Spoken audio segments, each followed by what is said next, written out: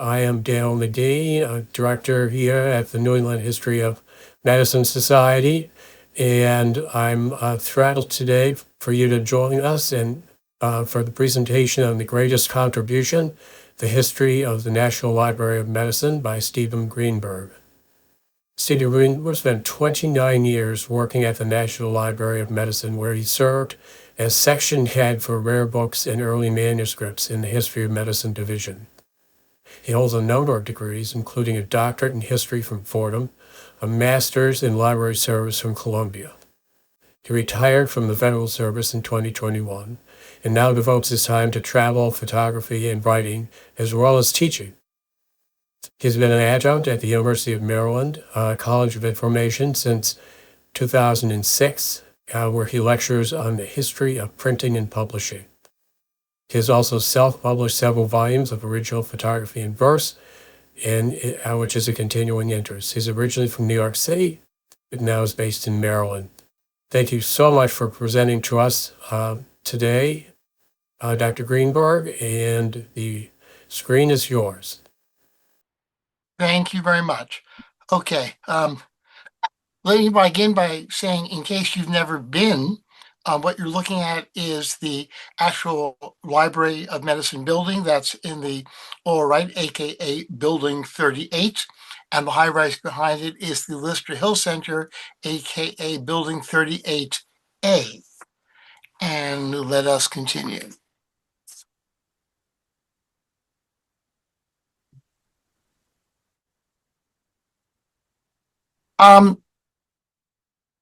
The line, by the way, about the greatest contribution comes from William Allen Welsh, the famous pathologist and teacher, who was talking about the library's print publications. Okay, and we will do more about that in a moment, but in case you're wondering where the hubris is coming from, it doesn't come from me. So the origins of the library are somewhat mysterious, and I will explain that. It sort of began in 1819 when Joseph Lovell, who was Surgeon General of the Army, decided that there needed to be books and journals sent out to doctors in the field, some of them who were as far away and in such wild places as Michigan at that point. Because remember, this is 1819. Okay. And the Surgeon General in 1836 and 37 excuse me, was Thomas Lawson, the gentleman in the middle with the great hat. And at this point, and until relatively recently, this was always the Army's medical library and the Surgeon General's medical library. But the person who actually first thought in terms of having books at the Surgeon General's office was Benjamin King in the upper right hand of your screen. And in the records of the Surgeon General's office, which were handwritten and are still in these lovely big folio notebooks, in 1836, in November, King, who was acting Surgeon General at the moment, asked for salary for the clerk, salary for a messenger, various other journals and things to be sent out in the field to doctors in the field, Army doctors. And if you look at the very bottom, I think you can see it, it says medical books for office, $150. In other words, books we're going to keep here. And the library has treated that as its founding date in all of its publications and events. But at that point, it was a bookshelf. And the bookshelf was located here. This is the old Riggs Bank building in Washington, D.C. If you were to turn 180 degrees from this building, you'd be looking at the White House. And the Surgeon General's library, I hope you can see my cursor, but it was up here on the upper floor of the building, and there was a bookshelf that becomes the library.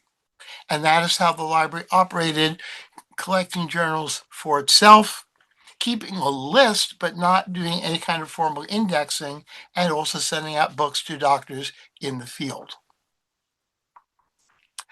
Um, then this thing called the Civil War happened, and the Army Surgeon General's office became a much larger concern, many more books, and it was finally decided that someone had to keep track of the books. So, somewhere around 1865, as the war was beginning to wind down, the gentleman in the red oval was tasked to be the head of the library. There's no formal letter, there's no documentation, it just started happening. And that gentleman was an army doctor. Um, he had seen battle with the Army of the Potomac.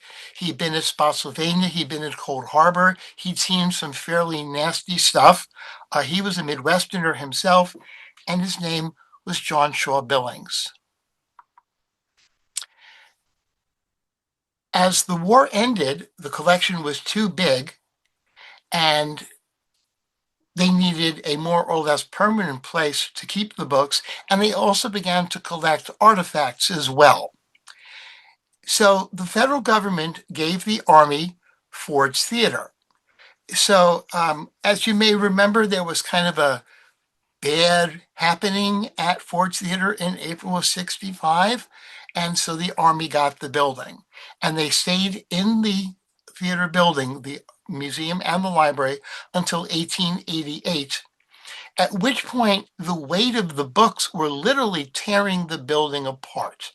Um, Books weigh a lot, okay, and bookshelves weigh a lot.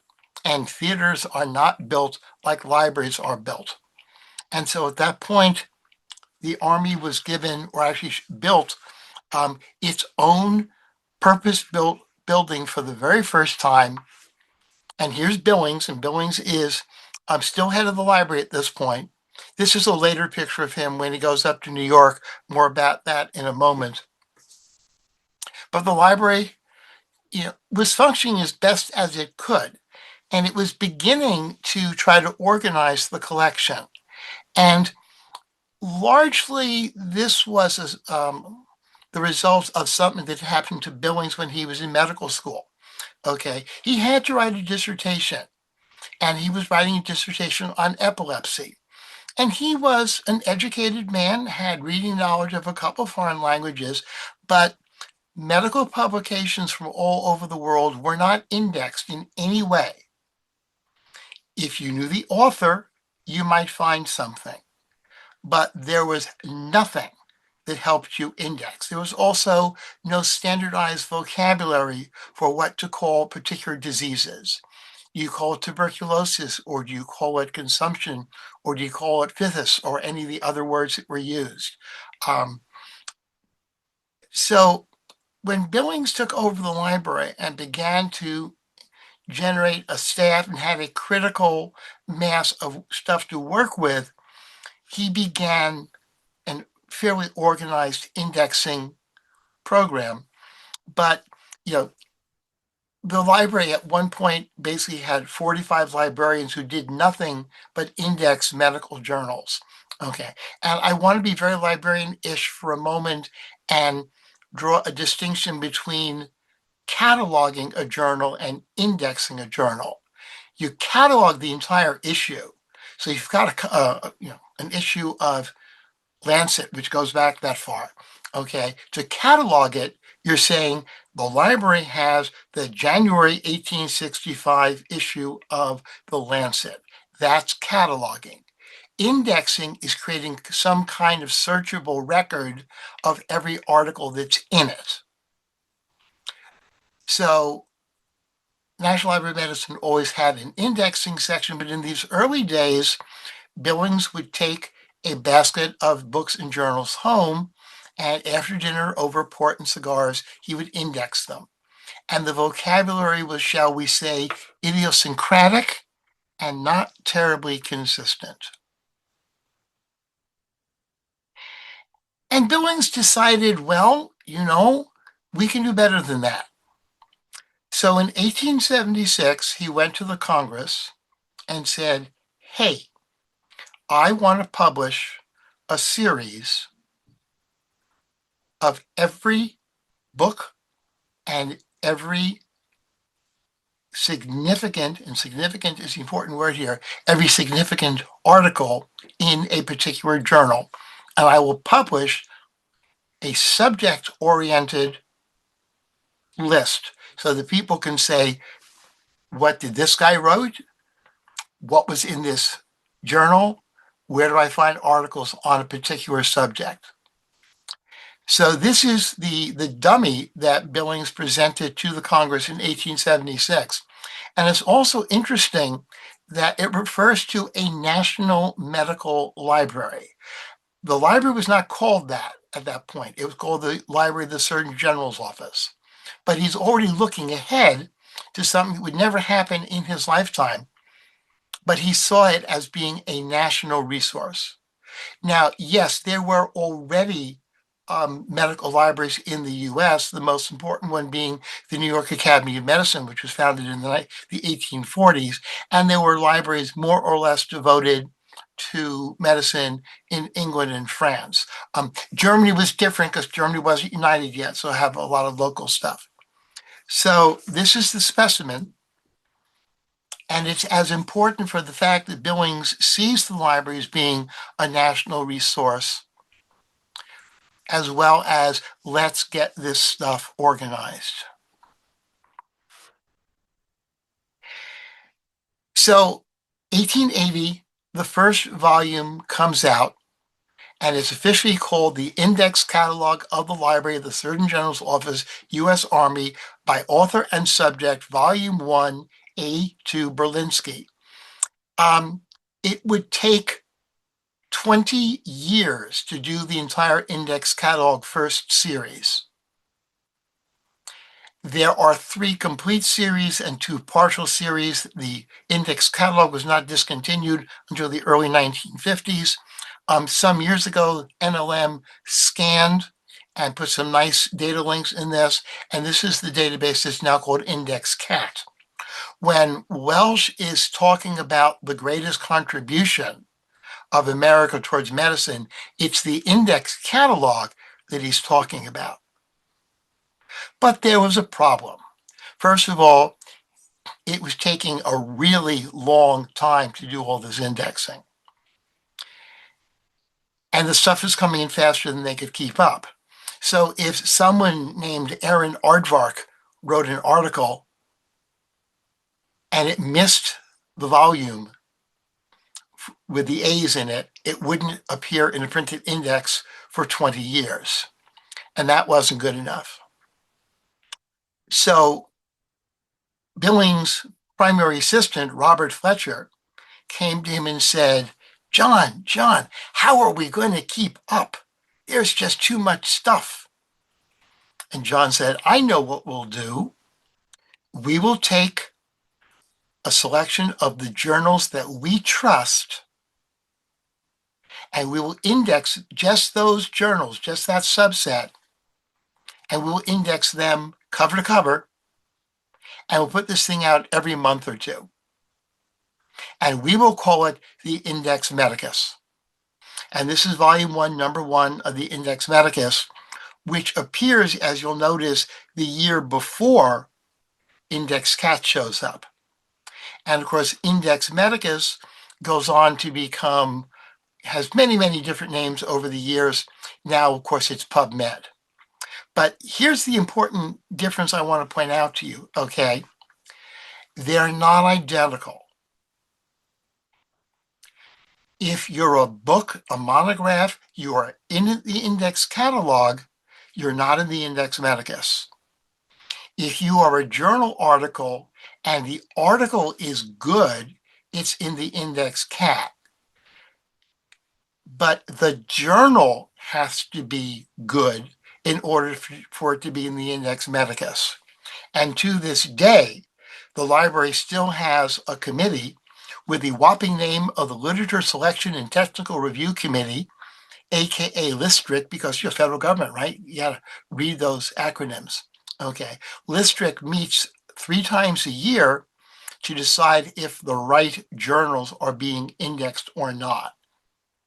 And you'll also notice that the Index Cat is a publication of the federal government, But in 1879, Index Medicus is privately published by a printer in New York who went broke trying to do this. There are several printers that come and go. There's actually a gap of a couple of years when they didn't have the money. And finally, the published versions were printed jointly by the library and the American Medical Association. The paper volume of the Index Medicus has long since stopped publication, but the online continues. Again, it's a selection of articles based on the journal. So an individual article is not rated or scored, it's the journal. And sometimes journals are not what they ought to be. And you can come down to the library, they still do this, and say, I've got this brand new journal, and it's a journal of pharmacology. And the committee will go like, that's not a journal, that's not peer review stuff. That really is a set of commercials for big pharma. So like, no. And Index Medicus, by the way, has always been international, Index Catalog as well. Which was more important in the 1870s and 80s because after all is said and done, the US was not the leading research country at that point. So here you've got it, the two things that were NLM's bread and butter for many years. Index Cat officially ceased publication in 1961, but there was such a backlog that the last thing to be included in Index Cat had been published 10 years earlier. Index Medicus, in the form of PubMed, continues to this day.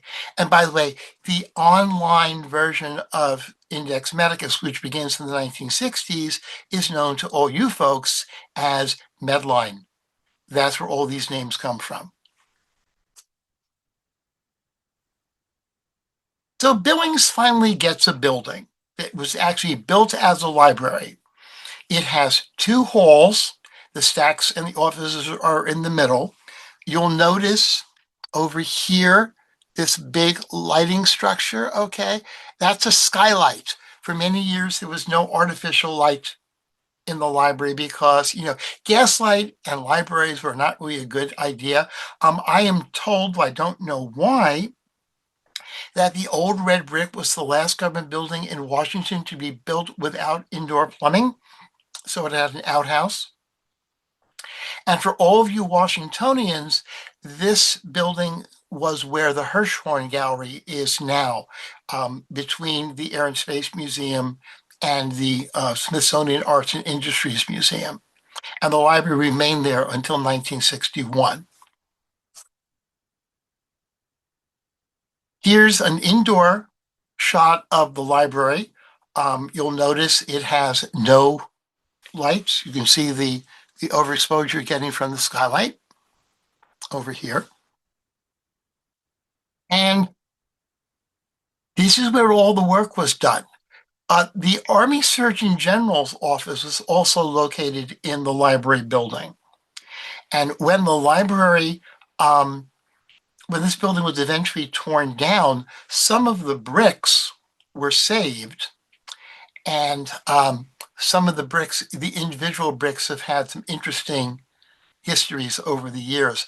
A brick was given to Michael DeBakey at one point as a thank you because DeBakey was instrumental in helping to get the library the money to build the successor building to this.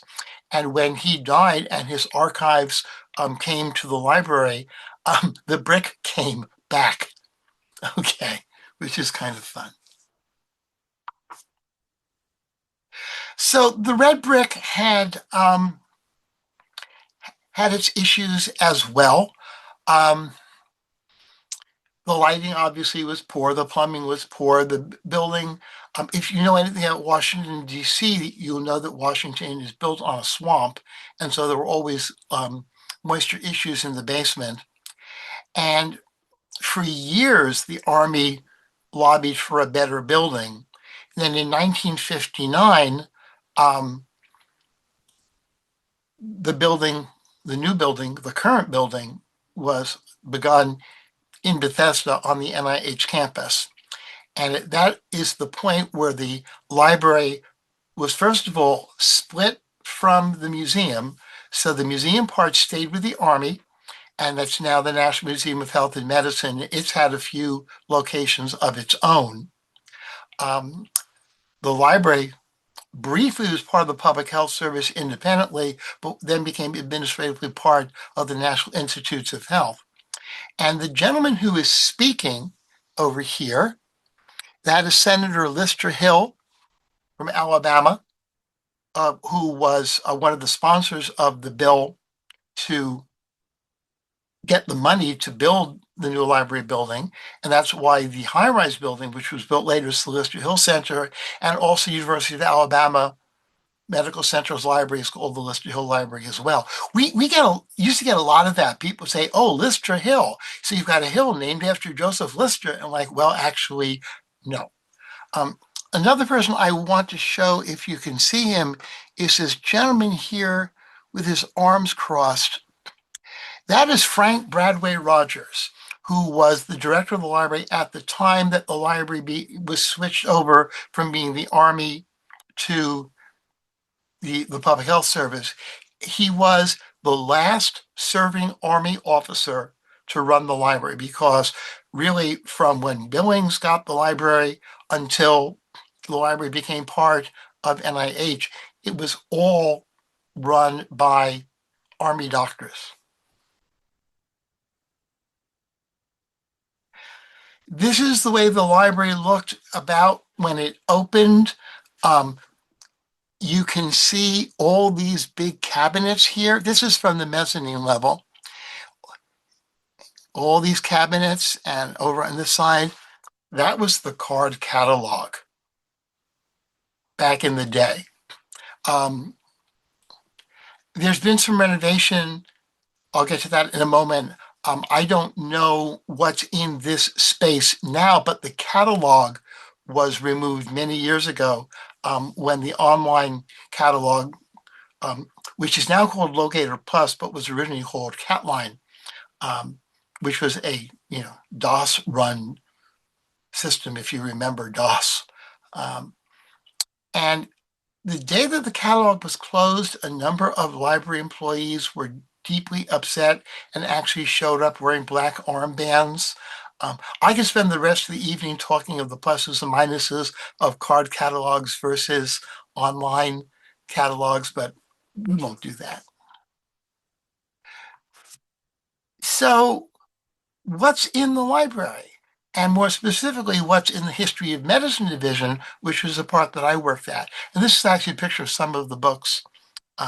This is a photograph, I promise you. They're in the collection. So let's give you an idea. So first of all, you have some seriously old manuscript and printed volumes. The oldest book in the library is dated to 1094.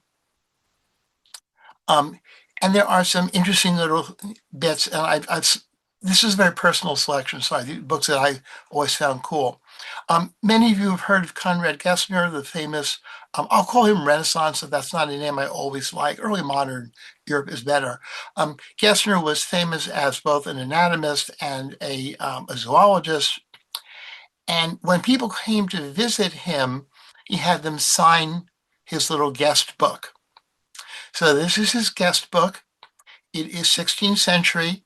It is handwritten on paper with a vellum binding, and it's being held open by Holly Hero, who at that point was our chief conservation librarian. And Holly's not a big woman.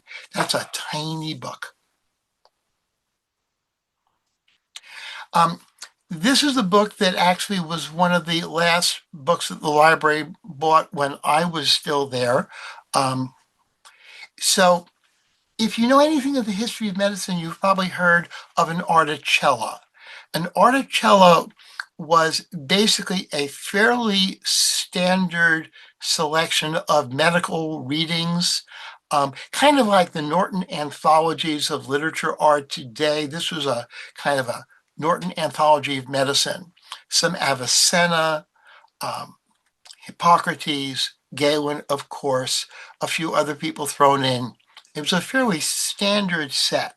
And the main text here didn't vary much. And the shoulder notes, these little notes here on the side and in the gutter, were pretty standard from one to another. And if you were studying medicine, really from the late Middle Ages up to the early Renaissance, um, you try to get hold of one of these. Okay. Now, this one's unusual because of the language that it's in. Most of the time, these were in Latin. There are a fair number in Greek, but this one was done in Barcelona in 1485, and it's in Catalan. Okay, the traditional, I'll say language variant because I've been told by people from Barcelona you don't call Catalan a dialect, okay, unless you want to get your nose broken. So it's a language variation. And there are actually, this is all handwritten, even though it's 35 years after the invention of the printing press. And it's in a vellum binding that has its own story, but I won't really get into that tonight.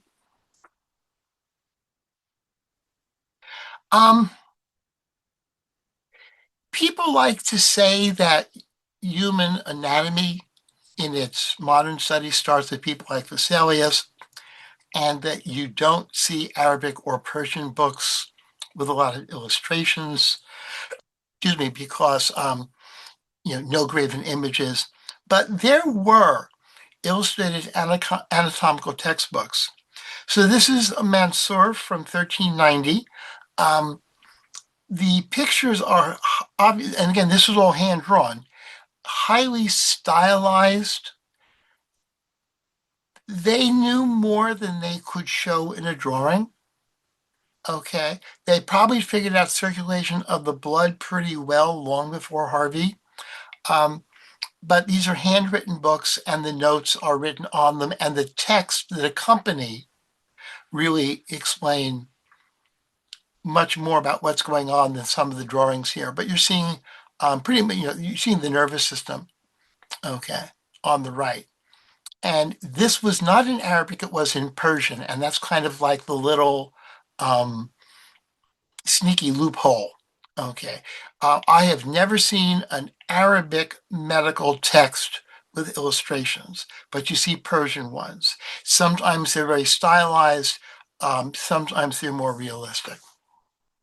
And this, again, this is 1390. This is one of my favorite books from the library. This is a printed book from 1491. It's the Avicenna Canon. That's the 9 books of medicine. But as you can see, it's not in Arabic. It's not in Latin.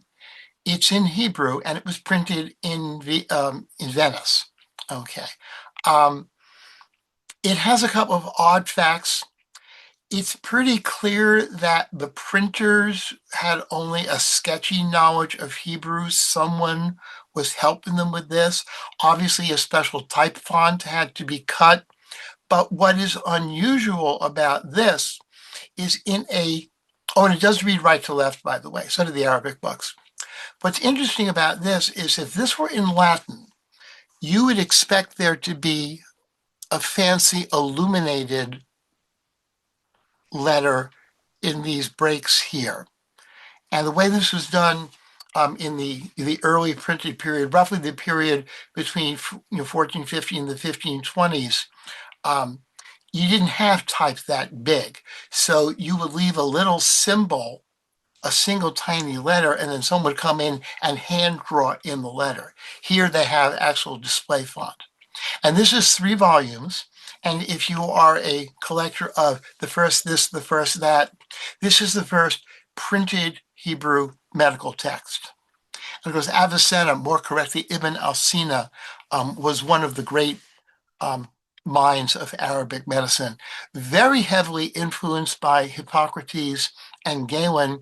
But one of these people, when he said, I'm seeing this and Galen is seeing that, but I trust my eyes more than I trust Galen. Galen's an issue. That's another talk. Um, so this is a fun story. So during World War II, the library was still located down on the mall where the Hirshhorn Gallery is. And the head of the Library of Congress, Archibald MacLeish, said, it's 1940 and we're not in the war, but Europe is, and it's only a matter of time. And I don't really like the idea of having all these rare books in downtown Washington. After all, the British burned the Library of Congress in 1815. What might the Germans do? So a lot of the rare book collections in the DC area got moved out of harm's way. And the National Library of Medicine, with the Army Medical Library rare book collection, was moved from DC to Cleveland, Ohio, on the assumption that the Germans either couldn't or didn't want to go to Cleveland. You can take your own pick if you spend time in Cleveland. And the books were largely left alone. They were not used much in the Cleveland collection. Now, I want to make this very clear. The clinical stuff stayed. It was the rare stuff that left in 40, 41, 42. And a lot of the books were rebound at the time. And the curator was a woman named Dorothy Shulian. And they set up a bindery, and a lot of books were rebound. So back in the day, and I'm talking about, the 15th, 16th century, when you're hand binding a book, you would take scraps of whatever you had around, paper, waste from other, scraps of things, and you'd put it between the leather and the wood of the library book board, okay, so the wood wouldn't cut through the leather. And you find all kinds of interesting stuff there. So when the books were rebound, Dorothy Shulian took the discarded bindings home, soaked them apart in her bathtub, and if there was anything recognizable, in other words, readable, she brought it back to the library and they cataloged it. And this is one of those scraps. It's not clear what book this is from, but it's what is called a humanist hand. It is in Latin, which means it's probably about 1450 to 1600, somewhere in there. Probably, if I can narrow it down, between 1500 and 1550. But there is still, to this day, a collection of boxes and boxes and boxes of the scraps that Dorothy Shulian saved, and it is listed in the catalog as the NLM Bathtub Collection. Now, this is kind of interesting. It's a little hard to see, but I believe I have. Yeah, this blows it up a little bit. So this is how you win a Nobel Prize. This is Marshall Nirenberg's master chart of how the DNA molecule actually fit together. Now, let me see if I can go back without blowing this up. Okay, so let me refresh your memory, because you all know this. Watson and Crick have their theory about how DNA was put together. They had Dorothy, what's her name, pictures, we know all about that. Yeah, it's a separate thing. But someone had to sit down and say, well, does this actually work? Someone had to figure out by hand if the molecules fit in the pattern that Watson and Crick suggested. And that is what Marshall Nirenberg did. And I think you can probably see it. This is 6 pages of laboratory paper held together with Scotch tape. It's written with ink and pencil and colored pencil and everything else that they could possibly find. Okay. It is a conservation horror story. Let me get that close up again. It's a conservation horror story because you can't take the tape off because they wrote on top of the tape. Okay. And conservation people at NLM eventually built an anaerobic frame, basically a big picture frame. This thing sits inside, it's sealed, and there's an argon gas in there. And it's great because it keeps the the thing's safe. It just weighs 40 pounds. And again, you can see the discoloration of the tape here. A lot of Nuremberg's papers are at NLM. And I have to say, I played a very small part in interpreting this because most of his lab people had either gone away or passed away by the time we got this and we're doing it. And people said, our conservation people said, look at that really fine, really dark and distinct ink. What kind of writing implement is that? And I said, oh, guys, that's a rapidograph. Now, some of us may remember rapidographs from Kohinoor with that nasty ink, and you had to hold the pen 90 degrees to the surface in order to get the ink to flow. But that's a technology that's come and gone. And here's a picture of Nuremberg and his Nobel Prize. We actually have two Nobel Prizes. They had two Nobel Prizes in the library collection. This is Nuremberg. They all have Nobel on the front, and then they have something customized for the individual recipient on the back. You'll notice that there are, it's 18 karat gold. It's kind of soft. You notice there are some dings on the head and on the shoulder. So the story that I am told, and I cannot vouch for this, not for all the details anyway, is that Nuremberg won the prize rather young. And of course, that's hard because, okay, you're 30 and you win a Nobel Prize. It's like, now what? Okay. But he kept on going and produced additional research, very long and successful career. But he thought the Nobel was kind of funny in some ways. And he would keep the medal at his desk. And when people would come to visit, he would say, hey, you ever seen one of these? And he'd like flip it. So it's about 3 inches in diameter, and it's thick and it's heavy, and it doesn't fly very well. And someone dropped it. And that's where the dings come from.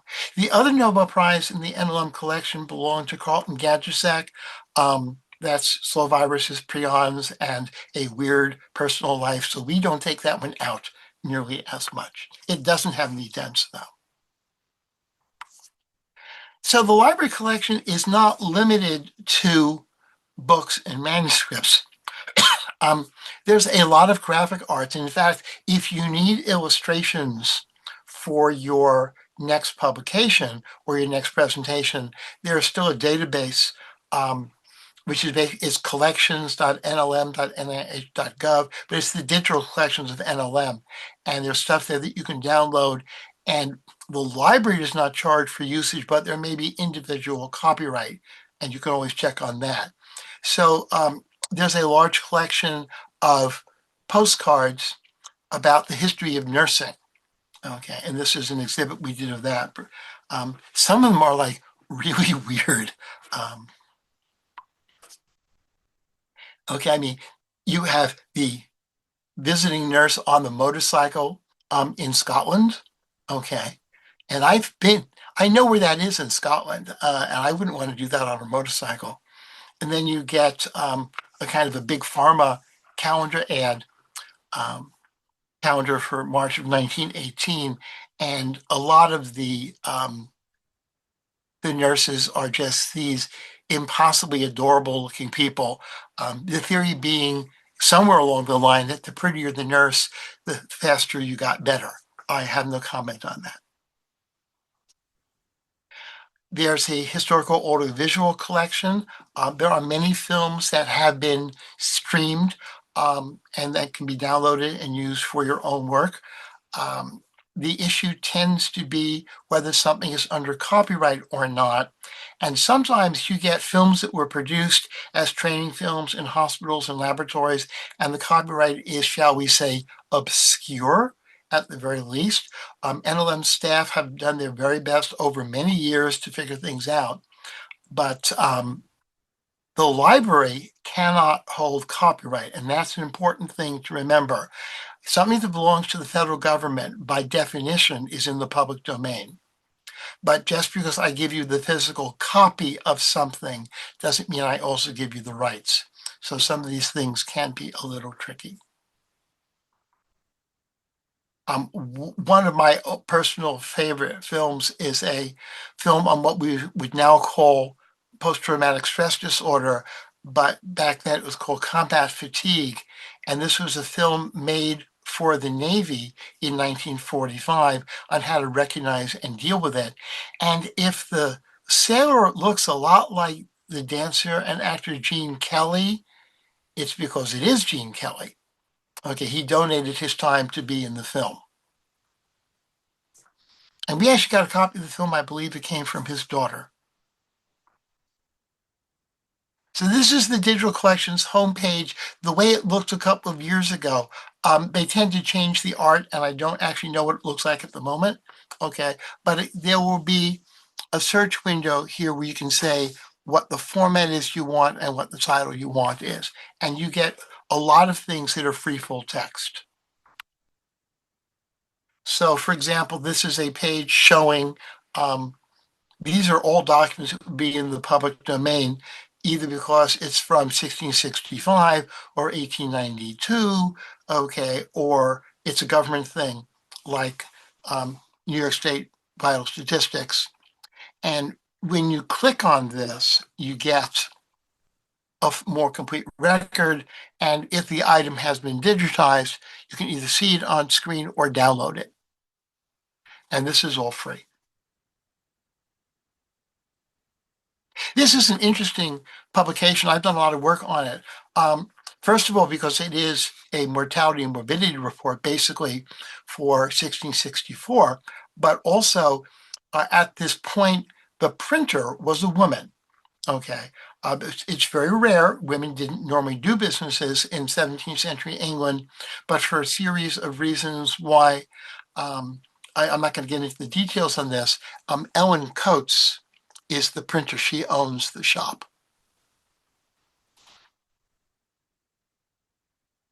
And this is how it would look if you went to the full, and then you could actually page through this page by page.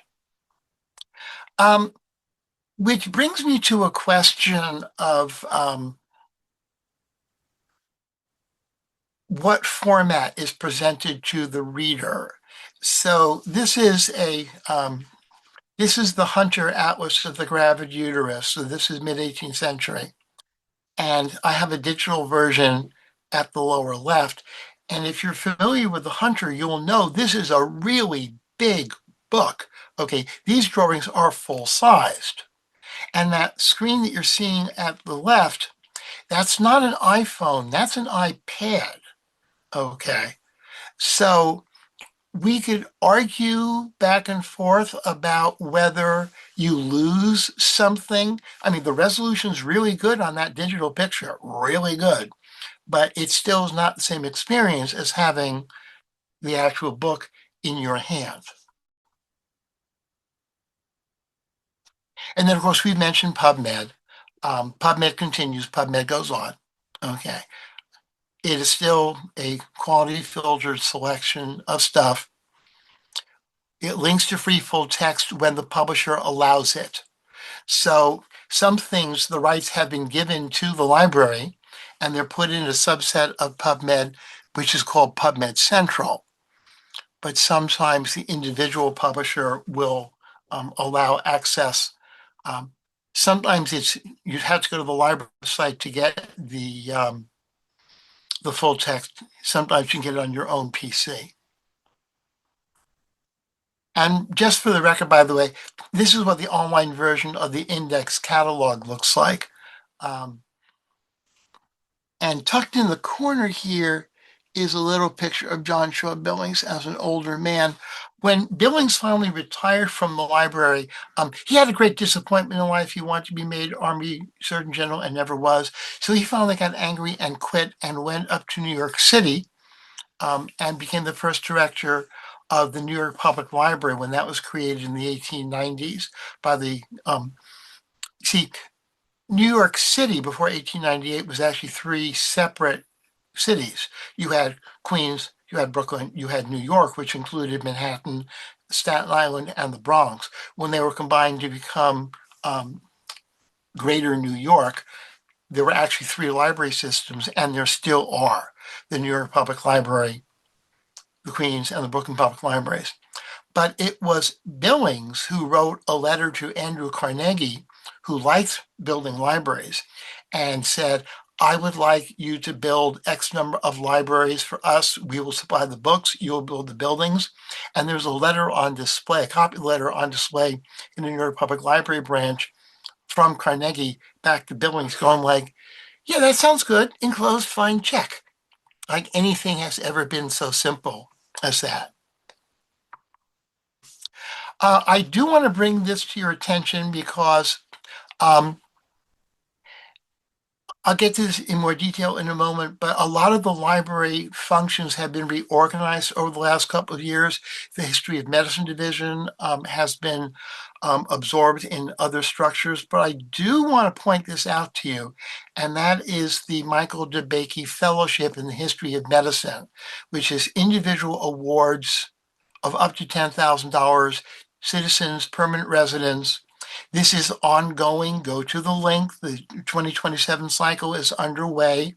Um, when the money was given to the library to administer, okay, and it's actually now done the way a lot of NLM training stuff where money's involved is done through you know, what is called the Foundation for Advanced Education in the Sciences, FAES, because God forbid we should touch the money.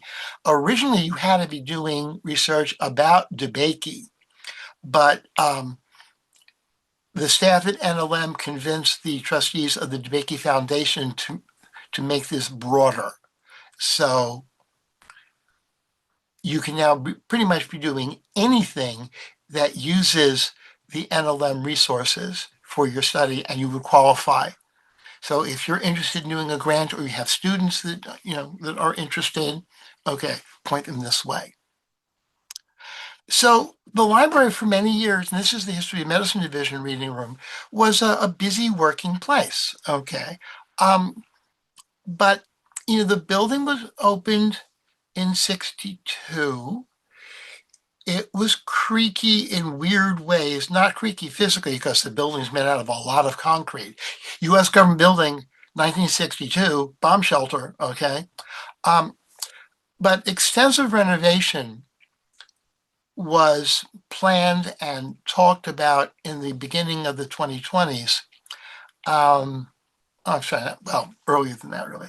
Um, and when the library was closed due to COVID, and we were all working from home, the renovations continued. And one of the problems was, because when I say renovate, they were really renovating. Okay. Um, they found a lot of asbestos. Now,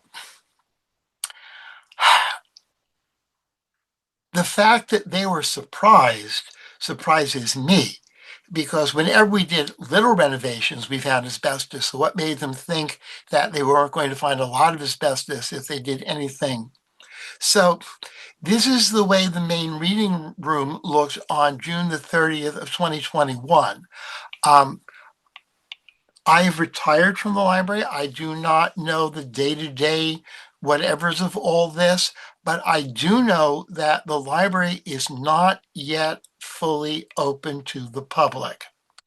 At the time that I retired, there were two reading rooms that had an overall capacity of over 200 readers at the same time. And now the current on-site reader capacity is 4, and you need to make an appointment. And I do not know when the library is supposed to be completed and fully reopened. The date keeps slipping into the future, as the song goes. Um, the library's dedication to the history of medicine has weakened tremendously. Um, It's my understanding that rare books are no longer being purchased for the library's collections, though archival collections are still being accepted. But there's an ongoing conversation that was always kind of above my pay grade about the place that the National Library of Medicine was holding in the greater world of the National Institutes of Health, and that the directors of NIH wanted NLM to be a data center for NIH, which was a role that it never did before. In fact, to this day, there's another library on the campus in Bethesda called the NIH Library. And if you are sitting at your desk at National Cancer or Heart, Lung, and Blood or someplace like that, and you suddenly have to see an article, it's the NIH library that gets it for you. So the future of the library is not clear to me. I do know that there is no longer a history of medicine division, and the future of the historical endeavors of the library remains unclear to me. And if I were still working from the library, I probably couldn't say that out loud, but I don't work there anymore. So thank you for listening. Um, and I assume that we have time, Dale, for questions? Or shall I go through the chat? We do, well, we've got quite a bit going on in the chat, including a lot of links. So we're good there. And so if people are looking for links to almost everything you said, Mike Rode and Ken Coyle have put a lot of information in there for people to benefit from. With regard to questions, yes, please do add them to the chat. I would ask you, can you give us a sense as to how practitioners in the 19th century access this information? On the one hand, there are instances, for example, hand washing in childbirth, that the distribution of research and information was extremely slow. And there are other instances, such as anesthesia and x-rays, where the people were uptaking the new technology within weeks. And I'm just curious to know if you are able, through the eye of the library, to give an idea as to how medical information was distributed to practitioners. Okay. First, I want to comment on something that my colleague Ken Coyle has pointed out. There were several other libraries, most noticeably the New York Academy of Medicine, which for many years was bigger than NLM. Okay, had their own local vocabularies for for arranging stuff, but it's the NLM subject heading system, which is called MESH for medical subject headings, that has kind of ruled the roost. And Dale, I think that you have to turn that question around. The library did not distribute information to the practitioners. The practitioners had to come to us. Okay. Right. The library was for many years only open to the Army, but that got opened up more broadly, when the red brick was built. Okay. Okay. And there has always been a very, very complicated network of interlibrary loans. Okay. That, and I can't see what's coming up here. All right. I'm going to have to close that. So for many, many years, okay, really going back to the 1880s, libraries were loaning stuff back and forth. Yeah. And when the Medical Library Association was organized at the end of the 19th century, one of the first things that it did was to act as a clearinghouse for interlibrary loans and both of articles and of books. And when NLM became a national library in the 1950s, a lot of the other libraries that were the heavy hitters, said, you guys should take that over. And so there's the interlibrary loan system that NLM ran for many years, which has become decentralized because it's so much easier than it used to be. Okay. Mhm. But the library distributed some journals to Army bases, but they did not announce things. So what you needed to do if you were a practitioner is that you would subscribe to the Index Medicus volumes and you look them up for your specialty and say, Mhm. my gosh, okay. And what the library did, and this started in the 1950s, they set up what was called the National Network of Libraries of Medicine, which is, depending on which end, it has different names. Okay. It's the Regional Medical Library System.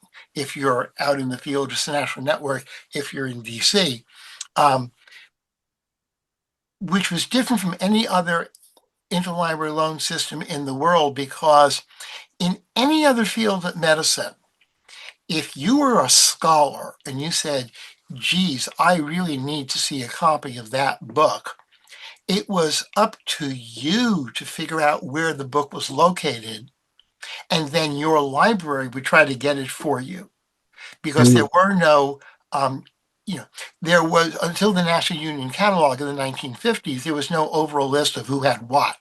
Okay. But with the NLM interlibrary loan system, okay, they set up a tree and you put your request in at your local library and it would float up a routing table until it went all the way up, if need be, to NLM. And the purpose of the national network and the purpose of the tree structure was, if you're in a one librarian shop in a hospital in, I won't name a state because I don't want to offend anybody, and you just don't have anything else around there, you send all your requests to NLM and that would flood the system. Okay. Mhm. So the idea of setting up regional libraries and regional networks became Yeah. useful.